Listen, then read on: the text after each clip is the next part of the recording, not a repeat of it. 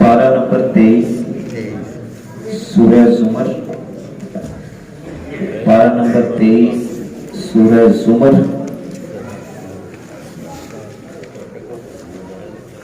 सूरह जुमर का दूसरा रकू आयत नंबर 10। आयत नंबर 10। आऊज़ु बिल्लाहि मिनश शैतानिर रजीम। बिस्मिल्लाहिर रहमानिर रहीम। कुल या इबादिल्लज़ीना आमनुत्तक़ू रब्बकुम लिल्लज़ीना अहसनु फी हाज़िहि दुनिया हसनतुन व अर्जुल्लाहि वासिया इन्नमा युवफ़्फ़स-साबिरूना अजरहुम बिग़ैरि हिसाब। इस आयत पाक का तर्जुमा गुज़श्ता जुमा मुबारक को हो चुका है। इसमें एक लफ्ज़ जिसकी तशरीह मैंने अर्ज़ किया था कि अगले जुमे को अर्ज़ करूंगा, वो है लफ्ज़ हसना, जिसका जिक्र मशहूर दुआ के अंदर भी है, रब्बना आतिना फिद दुनिया हसना व फिल आखिरति हसना व क़िना अज़ाबन्नार। हम दुनिया में भी अल्लाह से हसना मांगते हैं और आखिरत के लिए भी हसना तलब करते हैं। पर यहाँ पर भी अल्लाह रब्बुल इज़्ज़त ने फरमाया लिल्लज़ीना अहसनु फी हाज़िहि दुनिया, उन लोगों के लिए जिन्होंने दुनिया में दर्जाए एहसान की जिंदगी बसर की, जिन्होंने दुनिया में दर्जाए एहसान यानी लोगों के साथ भलाई करना, माफ कर देना, तो उन लोगों के लिए क़यामत के दिन हसना है। हसना के बारे में बाद लोगों का ये ख्याल है कि इससे मुराद दुनिया की आसैशें हैं, हालांकि ऐसा नहीं है। अगर हम हसना से मुराद दुनिया की आसैशें लें, मालो दौलत लें, हीरे जवाहरात लें, तो अंबिया की ज़ाहिरी जिंदगी इन चीज़ों से अमूमन महरूम है। यानी अंबिया जो हैं वो ज़ाहिरी तौर पर उनके पास दुनिया की आसाइशें मौजूद नहीं थी, बेइख्तियार थी या जैसे भी थी अल्लाह के हुक्म से। हजूर सल्लल्लाहु अलैहि वसल्लम की सारी जिंदगी इसी हवाले से हमारे सामने है। तो हसना की तफसीर बुनियादी तौर पर यह है, अब चूंकि इसका ताल्लुक जन्नत के साथ भी जोड़ा गया कि आखिरत में भी हसना अता फरमा। अब हसना एक कैफियत का नाम है, इंसान पर तारी होने वाली एक कैफियत का नाम है, जिसका जिक्र अहादीस के अंदर मिलता है कि जन्नत में इंसान को थकावट नहीं होगी, थकावट महसूस नहीं होगी। हसना से मुराद क्या है कि जन्नत के अंदर इंसान की तबीयत पर किसी किस्म का बोझ नहीं होगा। जन्नत के अंदर इंसान को कल्बी इत्मीनान नसीब होगा। जन्नत में इंसान पर सकीना सुकून की कैफियत तारी होगी। वसब नसब के लफ्ज भी बाद हदीस के ला नसबा, कोई थकावट नहीं होगी, शोर नहीं होगा, पुरसकून हो जाना, इससे मुराद है हसना। अब गोया कि ये बात की गई कि ऐ अल्लाह दुनिया में भी मुझे हसना अता फरमा और आखिरत में भी हसना अता फरमा। दुनिया में अब हसना का फिर मतलब क्या होगा कि ऐ अल्लाह जिस तरह जन्नत के अंदर तू मुझ पे सुकून तारी करेगा, उसी तरह इस दुनिया के अंदर भी मुझ पर सुकून की कैफियत को तारी कर दे।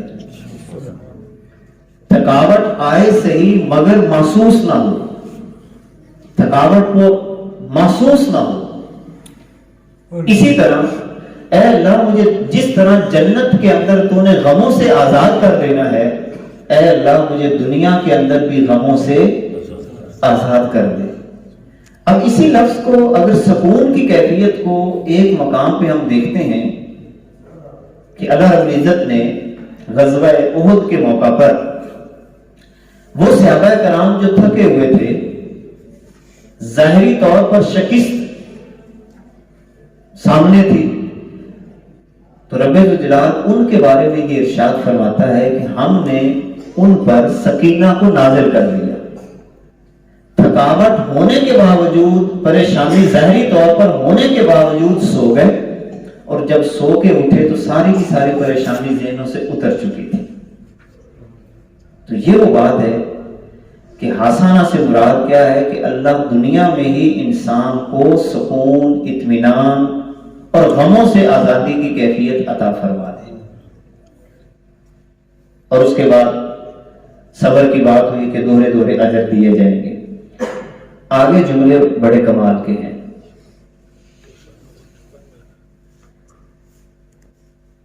جی اب یہاں سے بڑھنا ہے. آگے جملے بڑے کمال کے ہیں. یوں سمجھ لیں کوئی بھی شخص جو دین کے راستے پہ چلا ہوا ہے، اس کا بنیادی گفتگو کا میرٹ کیا ہونا چاہیے. یعنی سامنے والا اگر کوئی کسی کو تنگ کرتا ہے، پریشان کرتا ہے، یا ادھر ادھر لے جانے کی کوشش کرتا ہے، تو اس وقت کیسی گفتگو کی جائے. یہ گفتگو حضور علیہ الصلوۃ والسلام کی زبان مبارک سے اللہ رب العزت نے ہم امتیوں کو عطا فرمائی. ان میں سب سے پہلا جملہ قل، اے محبوب آپ ان کو فرما دیں. یعنی جو آپ کو تنگ کرتے ہیں، پریشان کرتے ہیں، آپ ان کو فرما دیں. کیا کہنا ہے؟ انی امرت ان اعبد اللہ مخلصا لہ الدین. مجھے تو اس بات کا حکم دیا گیا ہے، مجھے تو اس بات کا حکم دیا گیا ہے ان اعبد اللہ، کہ میں صرف اللہ کی بندگی کروں. کسی اور، اس کا مطلب سادہ سا یہ ہے، چونکہ ہم بندگی کا مفہوم اور سمجھ لیتے ہیں، سادہ سا اس کا مطلب یہ ہے مجھے اس بات کا حکم دیا گیا ہے کہ میں صرف اللہ کی مانوں، میں آپ لوگوں کی نہیں مانوں گا. سادہ یہ مطلب، میں آپ لوگوں کی نہیں مانوں گا. آپ کون ہوتے ہیں مجھ سے بات منوانے والے؟ میں صرف اللہ کی مانوں گا، اس لیے کہ وہ میرا خالق ہے، وہ میرا مالک ہے، اس نے مجھے پیدا کیا ہے. تم کون ہوتے ہو؟ اور مانوں گا کس طرح؟ مخلصا لہ الدین، ملاوٹ نہیں کروں گا، پورا کا پورا نرا اسی کا ہو کے. بعض دفعہ ہو سکتا ہے کہ بندہ اس کی بھی مانے، کسی اور کی بھی مان لے. جیسے کہتے ہیں چلو یار ملاوٹ ہوگی، چلو یار کوئی گل نہیں، چلنا جو پیا تو پھر چلن دو. اس نے کہہ دیا، فلاں نے کہہ دیا، کسی نے سفارش کر دی، چلو یار ہم بوئے تھے آ جانے، مان جائیے. بعض دفعہ اس بات میں مخلصا، دیکھیں اس کا عملی مظاہرہ اللہ کے نبی نے کر کے بھی دکھایا. یہ نہیں کہ کر کے نہیں دکھایا. آپ صلی اللہ علیہ وسلم کی پوری زندگی ملاوٹ سے پاک تھی، پوری زندگی ملاوٹ سے پاک تھی.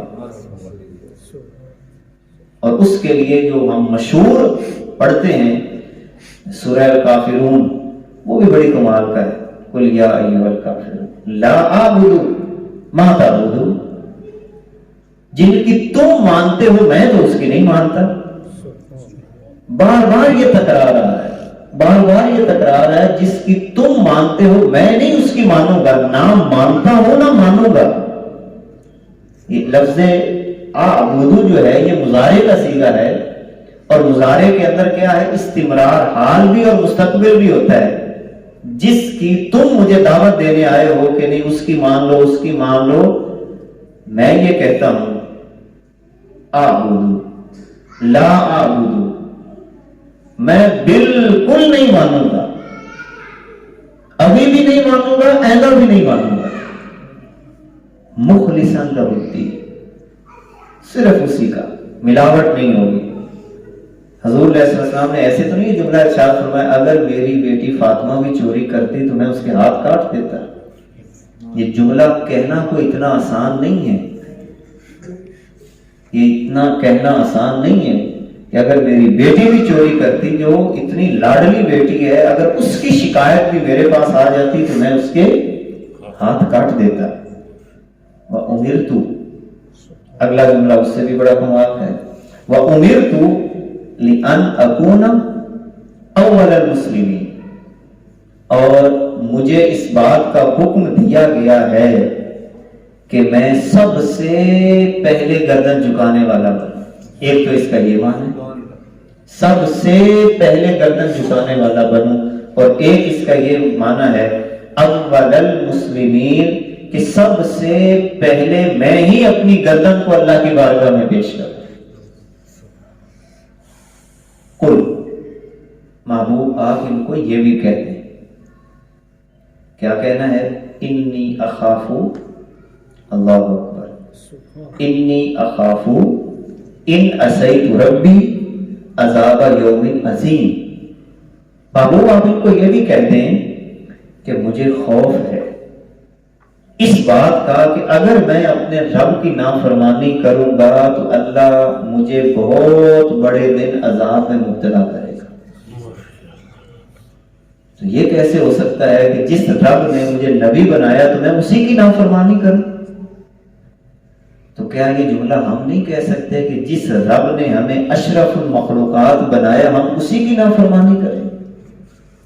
جیسے آج کی گفتگو بھی ہماری اسی بات پہ ہوئی ہے کہ ہمیں اللہ نے اشرف المخلوقات بنایا، مگر ہم پھر بھی وہی جانوروں کی صف میں جانے کی کوشش کرتے رہتے ہیں۔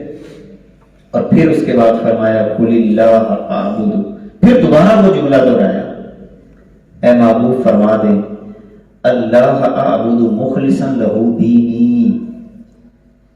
اچھا وہاں پر دیکھیں اعبد اللہ ہے اور یہاں پر ہے اللہ اعبد، یہ فرق سمجھ لیں۔ گرامر کا ضابطہ ٹوٹا ہے ایک، عربی زبان کا ضابطہ یہ ہے کہ پہلے فعل پھر فاعل، جیسے جملہ بناتے ہیں بچے، پہلے فعل پھر فاعل اور پھر مفعول۔ اردو میں کیا ہے؟ پہلے فاعل آتا ہے اور پھر اس کے بعد کیا آتا ہے؟ مفعول عموماً آ جاتا ہے، فاعل کے بعد مفعول اور پھر فعل کی ترتیب ہوتی ہے۔ انگلش کے اندر کیا ہے؟ پہلے فاعل یعنی سبجیکٹ، پھر آبجیکٹ، اور پھر جو ہے نا وہ ورب ہے اور پھر آبجیکٹ ہے۔ اور جب ضابطہ ٹوٹتا ہے تو معنی میں خصوصیت پیدا ہو جاتی ہے۔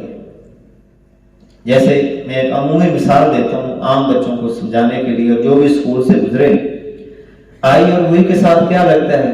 شیل، یعنی مستقبل کا جملہ بنانا ہو تو شیل لگتا ہے I shall go to Lahore, کیا مطلب ہوگا؟ میں لاہور جاؤں گا۔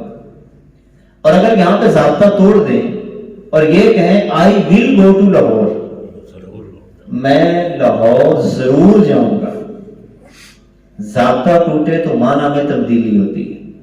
اب عربی زبان کا ہے کہ پہلے فعل پھر فاعل پھر مفعول، اور اگر مفعول پہلے آ جائے تو اس کے اندر معنی میں بہت بڑی خصوصیت پیدا ہو جاتی ہے۔ اعبد اللہ سادہ ترجمہ ہے، میں عبادت کرتا ہوں، بندگی کرتا ہوں، مانتا ہوں اللہ کی اور مانتا رہوں گا۔ اور جب یہ کہا نا اللہ اعبد، تو اس کا مطلب ہے میں اللہ ہی کی مانوں گا اور اللہ ہی کی مانتا رہوں گا۔ یہی مفہوم ایاک نعبد و ایاک نستعین کے اندر ہے۔ ہونا چاہیے تھا نعبد ایاک، عام ضابطے کے مطابق نعبد ایاک و نستعین ایاک، یعنی مفعول تو ایاک ہے مگر ایاک شروع میں لے کے آیا اللہ رب العزت، جس کا مطلب ہے ہم تیری ہی بندگی کرتے ہیں اور کرتے رہیں گے، تجھ ہی سے مدد مانگتے ہیں اور مانگتے رہیں گے۔ تو پہلے سادہ جملہ، اگلے میں مزید تاکید کر دی کہ ہم تیری قل اللہ اعبد، کہ میں اللہ ہی کی بندگی کرتا ہوں اور کرتا رہوں گا، مخلصا لہ دینی، نرا اسی کے ہو گئے، اسی کا خالص بندہ بن کر۔ اور ساتھ یہ بھی دینی نظام کو کہتے ہیں، اسی کے نظام کو قبول کرتے ہوئے، اسی کے نظام کو قبول کرتے ہوئے، اسی کے نظام کو میں قبول کرتے ہوئے اسی کی ہی مانوں گا، اس کے علاوہ کسی کی نہیں مانوں گا۔ ساتھ ایک اور بات بھی کر دی، ٹھیک ہے میں نے اپنا آپ پیش کر دیا کہ میں تو ایسے زندگی بسر کروں گا. فَاعْبُدُوا مَا شِئْتُم مِّن دُونِهِ، تم جس کی مرضی مانتے رہو، اس کے علاوہ مجھے اس سے کوئی پریشانی نہیں ہے. مان لو، حساب لے لے گا تم سے. ان سادہ لفظوں میں کس سے بھی کوئی کام نہیں. کوئی آگ میں گرتا ہے تو گرے، آپ اس کو سمجھائیں آگ جلا دے گی، وہ کہتا نہیں میں نے گرنا ہے، تو اللہ فرماتا ہے اس کو گر جائے آگ میں. آنکھیں بند ہوں گی، سارا کا سارا حساب کتاب شروع ہو جائے گا، اس کو سمجھ آ جائے گی. قل، اے محبوب ان کو یہ بھی کہتے ہیں، ان الخاسرین الذین خاسروا انفسهم، بے شک خسارہ اٹھانے والے وہ لوگ ہیں جنہوں نے اپنی جانوں پہ خود خسارہ کیا. یعنی خسارہ انسان خود کرتا ہے، گھاٹے میں خود جاتا ہے. وَأَهْلِيهِمْ، اور اپنے گھر والوں کے حوالے سے. دو چیزیں یہاں پہ ذکر کی، انسان کی اپنی جان اور اپنے گھر والے. یہ ذمہ داری ہے ہم سب کی. جیسا کہ اللہ رب العزت دوسرے مقام پہ فرماتا ہے قُوا أَنفُسَكُمْ وَأَهْلِيكُمْ نَارًا، اپنے آپ کو بھی جہنم کی آگ سے بچاؤ اور اپنے گھر والوں کو بھی جہنم کی آگ سے بچاؤ. پھر حضور علیہ الصلوۃ والسلام نے فرمایا کلکم راع وکلکم مسئول عن رعیتہ، تم میں سے ہر بندہ نگہبان ہے اور ہر ایک سے اس کی رعیت کے بارے میں سوال کیا جائے گا. پھر حضور نے فرمایا مرد اپنے گھر کا نگہبان ہے، عورت بھی اپنے گھر کی اور بچوں کی نگہبان ہے، جو علاقے کا حاکم ہوتا ہے وہ اس کا نگہبان ہے. جیسے جیسے ذمہ داری بڑھتی چلی جاتی ہے. لہٰذا ہم سب ذمہ دار ہیں. اپنے گھر والوں کو بھی اچھی نصیحت کرنا یہ ہماری ذمہ داری میں شامل ہے، ورنہ قیامت کے دن یہ بھی ہمارے لیے خسارے کا سامان ہوگا. اور کیسے ہوگا؟ جیسا کہ بعض روایات کا خلاصہ ہے کہ اولاد، گھر والے اپنے ماں باپ کا جنہوں نے نصیحت نہ کی ہوگی، جنہوں نے کی ہوگی ذمہ داری پوری کی ہوگی، ان سے نہیں. جنہوں نے یہ نصیحت نہ کی وہی بچے اپنے والدین کا گریبان پکڑ کے اللہ کی بارگاہ میں پیش کریں گے کہ انہوں نے ہمیں سمجھایا ہی نہیں تھا. الا ذالک، خبردار، ذالک هو الخسران المبین، یہ ہے اصل کھلا گھاٹا. یعنی دنیا کے گھاٹے اصل نہیں ہے، اصل گھاٹا تمہارے لیے یہ آخرت کا گھاٹا ہے. اور وہ عذاب کی شکل کیا ہوگی؟ لہم من فوقہ، اوپر سے بھی آئے گا، ظلل من النار، آگ کے پہاڑوں کی طرح. یعنی ایسے آگ آ رہی ہوگی وہ جیسے پہاڑ ہے. ومن تحتہم ظلل، اور ان کے نیچے سے بھی آگ کے پہاڑ ابھریں گے، اوپر سے بھی نیچے سے بھی. ذالک یخوف اللہ بہ عبادہ، یہ وہ چیز ہے کہ اللہ اپنے بندوں کو خوف دلا رہا ہے کہ بچ جاؤ. عذاب کی شکل یہ ہوگی جیسا کہ دوسرے مقامات پر اللہ نے فرمایا کہ وہ آگ ایسی ہوگی کہ جو انسان کے سینے کو آ کے جکڑ لے گی، منہ کے اوپر آئے گی. کہیں پہ کوئی انداز اختیار کیا، یا عبادی، اے میرے بندو. کتنے پیار سے اللہ نے یہ ساری باتیں کر کے کہا، اے میرے بندو فاتقونی، مجھی سے ڈرو، کسی اور سے نہ ڈرو. فاتقونی، مجھی سے ڈرو. والذی نجتنب الطاغوت، سبحان اللہ، وہ لوگ جنہوں نے طاغوت سے اپنے آپ کو بچایا، جس کو ہم طاغوتی نظام کہتے ہیں. اللہ کے مقابلے میں جتنے نظام ہیں وہ سارے طاغوتی نظام ہیں. وہ چاہے ہمارے گھروں کا نظام ہو، علاقے کا نظام ہو، شہروں کا نظام ہو، یہ سارے نظام اس کو ہم کیا کہتے ہیں؟ طاغوت کا نظام، شیطان کا نظام. جنہوں نے شیطانی نظام سے، طاغوت کے نظام سے اجتناب کیا، بچے، ان یعبدوہا، کہ اس کی مانیں، وانابوا الی اللہ، اور اللہ کی طرف انہوں نے رجوع کیا. لہم البشریٰ، ان کے لیے خوشخبری ہے. فبشر عبادی، تو اے میرے پیارے محبوب میرے ان بندوں کو خوشخبری سنا دے. جنہوں نے شیطان کے نظام کو قبول نہیں کیا بلکہ رحمان کے نظام کو قبول کیا، اے میرے پیارے محبوب میرے ان بندوں کو خوشخبری سنا دیں۔ اور یہ ہیں کون؟ سبحان اللہ، الذین یستمعون القول، جو قرآن کی باتوں کو پورے دھیان سے سنتے ہیں، جو قرآن کی باتوں کو پورے دھیان سے سنتے ہیں، توجہ سے سنتے ہیں کہ اللہ کیا کہہ رہا ہے، اور سن کے کرتے کیا ہے؟ فَيَتَّبِعُونَ أَحْسَنَهُ، پھر اس کے پیچھے حسین انداز کے ساتھ فوراً چلنا شروع کر دیتے ہیں۔ یعنی جو سنا، جو ہم نے آج سنا، تو ہمیں کیا چاہیے کہ اس کے پیچھے پیچھے فوراً چلنا شروع کر دیں۔ تو یہ لوگ جو ہوں گے جو یہ انداز اختیار کریں گے، الذین یستمعون القول فیتبعون احسنہ اولئک الذین ھداھم اللہ، یہی وہ لوگ ہیں جن کو اللہ نے ہدایت دی، واولئک ھم اولو الالباب، اور یہی عقل والے ہیں۔ تو جنہوں نے پیروی نہیں کی سن کے، وہ بے وقوفوں کے درجے میں، یعنی سن کے بھی پیروی نہیں کر رہے، سن کے بھی پیروی نہیں کر رہے اور اللہ کے نظام کو قبول نہیں کر رہے۔